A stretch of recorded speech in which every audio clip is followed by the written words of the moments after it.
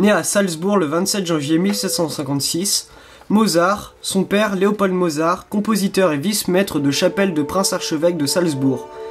C'est un professeur de violon prisé. Mozart est un enfant prodige. À l'âge de 4 ans, il aurait joué du clavicorde et à 5 improvisé des menuets. Il étudie le violon avec son père. En janvier 1762, Wolfgang joue devant le prince-électeur de Bavière à Munich. En septembre, ils sont invités par l'impératrice Marie-Thérèse, lui et sa famille. En 1763, les Mozart font une tournée de concerts à Munich, Ulm, Mannheim, Francfort, Cologne, Aix-la-Chapelle, Bruxelles et Paris, où ils séjournent 6 mois et sont accueillis par les philosophes des Lumières et dans la suite de Madame de Pompadour. En avril 1764, ils sont à Londres, accueillis par Johann Christian Bach, maître de chapelle de la cour. En 1766, ils sont en Hollande, puis de nouveau en France, à Lille et Paris, en Suisse, à Munich et de nouveau à Salzbourg. En mai 1767, il a 11 ans.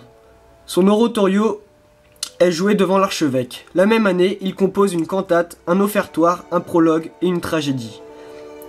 En 1768, il compose pour la cour de l'empereur à Vienne la Finta Simpis, un opéra buffa en 3 actes qui a été créé à Salzbourg en 1769.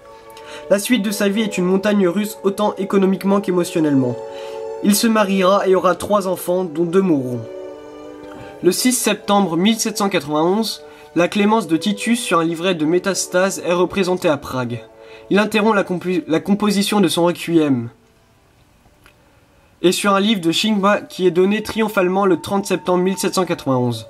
Il reprend la composition de son requiem qui sera achevé par Süssmayr, un de ses élèves. Il meurt le 5 décembre 1791 et est enterré au cimetière Saint-Marc. Aussitôt, les légendes ont proliféré, puis, avec le temps, ont été amplifiées par le romantisme. Mozart n'est pas mort dans la misère. Il vivait plutôt à l'aise, malgré 2 ou 3 années de vache maigre. Il est mort subitement, peut-être un virus associé à la thérapie de choc de l'époque. Mais il restera l'un des plus grands auteurs, musicalement parlant,